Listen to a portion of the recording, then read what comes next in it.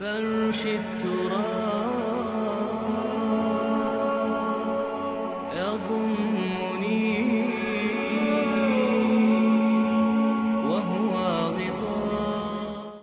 یہاں بدامنی کی فضا پیدا ہو گئی تو پھر انشاءاللہ العزیز طالبان یاد آئیں گے افغانوں کو کہ ہم نے کیا کتنی بڑی شے کھو دی تھی، کہ کتنے بڑے شخص کو قتل کر دیا ہے. اذاؤنی وای فتن اذاؤ، انہوں نے مجھے ضائع کر دیا اور انہیں اندازہ نہیں ہے کہ کیسے نوجوان کو ضائع کیا اس نے، کیسے جواں مرد کو ضائع کیا ہے. اسی طرح طالبان کو اگر ضائع کر دیا افغانستان نے تو بعد میں حسرت سے سوچیں گے کہ ہم نے کتنی قیمتی شے ضائع کر دی ہے. امن و امان کی کیسی شکل ان کے ذریعے سے ملک کے اندر پیدا ہو گئی تھی، اور اس میں ہو سکتا ہے کہ رد عمل کے طور پر دوبارہ پھر طالبان طرز کی حکومت افغانستان میں قائم ہو جائے. اس کو بھی میں سمجھتا ہوں کہ کوئی اس کو آپ امکان کو خارج نہیں کر سکتے. بہرحال ہزاروں عرب اور پاکستانی اور پھر ہزارہا افغان مجاہدین نے جو وہاں پر جام شہادت نوش کیا ہے، وہ خون کہاں گیا ہے؟ اسے سرزمین میں جذب ہوا ہے. وہ خون رنگ لائے گا، رنگ لاتی ہے حنا پتھر پہ گھس جانے کے بعد. یہ جیسا کہ میں نے عرض کیا، پھر دوہرا رہا ہوں، خاص طور پر جو باہر سے گئے ہوئے مجاہدین تھے ان کا اور کیا مقصد ہو سکتا تھا سوائے اعلاء کلمۃ اللہ کے؟ ان کے تصورات سے آپ کو اتفاق نہ ہو، لیکن آپ یہ نہیں کہہ سکتے کہ ان کی نیت کوئی اور تھی، ان کا ارادہ کوئی اور تھا، ان کا مقصد کوئی اور تھا. کوئی دنیاوی مقصد نہیں. انہوں نے ثابت کیا کہ وہ اللہ کے دین کے ساتھ مخلص ہے، لہذا جو اللہ کے دین کے ساتھ مخلص ہو جائے اللہ اسے اپنا مخلص بنا لیتا ہے. مخلص کہتے ہیں جسے اللہ خالص کر لے اپنے لیے. تو ایسے بے شمار مخلصین بارگاہ خداوندی، ان کا اگر خون وہاں جذب ہوا ہے تو انشاءاللہ تعالی وہاں شہر لازماً طلوع ہوگی، آسماں ہوگا شہر کے نور سے آئینہ پوش، اور ظلمت رات کی سیما پا ہو جائے گی. ہوگا، لازماً ہوگا، کیونکہ مجھے تو یقین ہے نا اس حدیث پر بھی کہ یہیں سے پھر فوجیں جانی ہیں جو دجال کے مقابلے میں حضرت مسیح علیہ السلام کے ساتھ کھڑی ہوں گی. یہیں سے فوجیں جائیں گی حضور کی حدیث کے مطابق، پیشن گوئی کے مطابق، کہ جو یروشلم واپس حاصل کرے گی یہودیوں سے.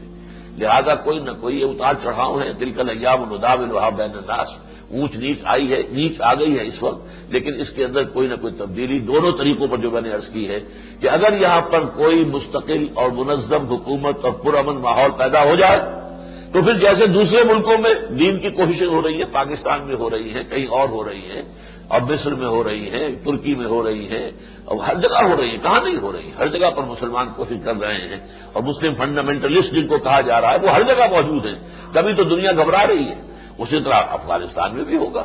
اور اگر نمبر 2 یہ کہ اگر ایسا ہو جائے کہ وہاں پر بدامنی کی شکل پیدا ہو جائے تو اس کے رد عمل میں پھر طالبان یاد آئیں گے، اور انشاءاللہ اس کے نتیجے میں پھر طالبان کی حکومت دوبارہ وہاں قائم ہو جائے گی. تاہم ابھی تک معاملہ جو ہے وہ حالت منتظرہ کا ہے. ہمیں دیکھنا ہوگا کہ کیا ہوتا ہے، کب یہ صورتحال پیدا ہوتی ہے.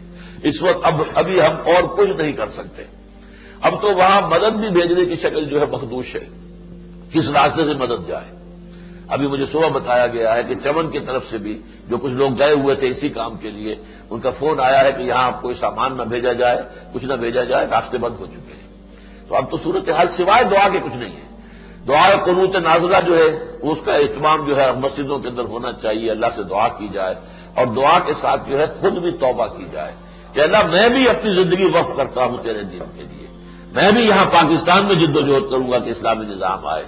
اس لیے کہ جب تک آپ یہ نہیں کریں گے آپ کی دعا میں وزن نہیں ہوگا. اللہ تعالیٰ آپ کی دعا کو کوئی حیثیت نہیں دیں گے. لستم علی شیء حتی تقیموا التوراۃ والانجیل وما انزل الیکم من ربکم، تمہارا منہ نہیں ہے کہ ہم سے کلام کرو جب تک کہ تم تورات اور انجیل کو قائم نہیں کرتے ہیں. اسی طرح ہمارا منہ نہیں ہے کہ اللہ سے ہم دعا مانگیں جب تک کہ ہم قرآن کو نافذ نہیں کرتے. اور اگر قرآن کو نافذ نہیں کرتے تو نافذ کرنے کی کوشش تو کریں، اس کا عہد تو کریں، اس کی جد و جہد تو شروع کر دیں، تب تو اللہ تعالیٰ سے دعائیں مانگنے کا ہمیں حق بنتا ہے، ورنہ ہم سے دعا مانگنے کا حق نہیں ہے. بہرحال یہ تو اللہ تعالیٰ کی طرف سے ہمارے لیے ہے، اور یہ رہنمائی ہے کہ ہمیں در حقیقت اس سے بالکل دل برداشتہ نہیں ہو جانا چاہیے. اس سبب میں نے سورہ آل عمران کی آیتیں بھی آپ کو سنائی. فرمایا وَقَأَيٍّ مِّن نَّبِيٍّ قَاتَلَ مَعَهُ رِبِّيُّونَ كَثِيرٌ، کتنے ہی نبی ایسے گزرے ہیں جن کے ساتھ ہو کر اللہ والوں نے جنگ کی بڑی تعداد میں. فما وہنوا لما اصابهم فی سبیل اللہ، تو انہوں نے ہمت نہیں ہاری جو تکلیفیں بھی ان پر آئیں اور جو قربانیاں بھی انہیں دینی پڑی اللہ کے راستے میں، وما ضعفوا، نہ کسی کمزوری کا مظاہرہ کیا، وما استکانوا، اور نہ ہی کسی اعتبار سے انہوں نے دل جو ہے چھوڑا، واللہ یحب الصابرین، اللہ تعالیٰ کو ایسے ہی صابرین محبوب ہیں۔ وما کان قولہم، اور ان کا قول تو ہر وقت یہی تھا، ربنا اغفر لنا، الا ان قالوا، کہ انہوں نے یہ کہا ربنا اغفر لنا ذنوبنا واسرافنا فی امرنا، اے رب ہم سے ہماری جو خطائیں ہیں وہ درگزر فرما دے، دور کر دے، کوئی غلطیاں ہو گئی ہوں تو معاف فرما دے، اور اگر کسی معاملے میں ہم حد سے گزر گئے ہوں، ہم نے کچھ زیادتی کر دی ہو، اے اللہ اسے بھی معاف فرما دے، وثبت اقدامنا، اور ہمارے قدموں کو جما دے، وانصرنا علی القوم الکافرین، اور ہمیں ہماری مدد کا ان کافر لوگوں کے مقابلے میں، فآتاہم اللہ ثواب الدنیا وحسن ثواب الآخرہ، تو اللہ تعالیٰ نے انہیں عطا فرمایا دنیا کا بدلہ بھی اور آخرت کا تو بہت ہی عمدہ بدلہ، واللہ یحب المحسنین، اللہ ایسے نیکوکاروں سے محبت کرتا ہے۔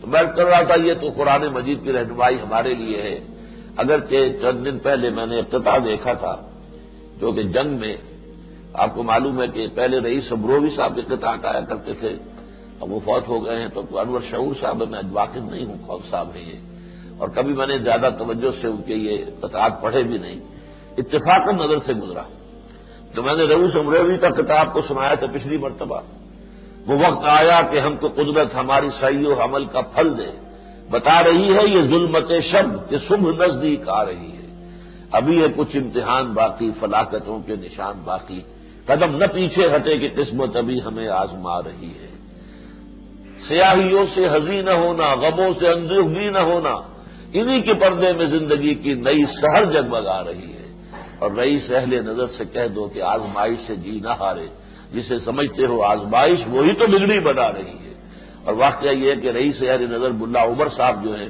جس طرح وہ ڈٹے ہوئے ہیں، ان کے بارے میں آتی خبریں کہیں بھاگ گئے چلے گئے، لیکن نہیں، وہ وہی کے وہی ہیں، ابھی صرف چند لمحوں کا فرق ہوا ہے جو بچ گئے ہیں۔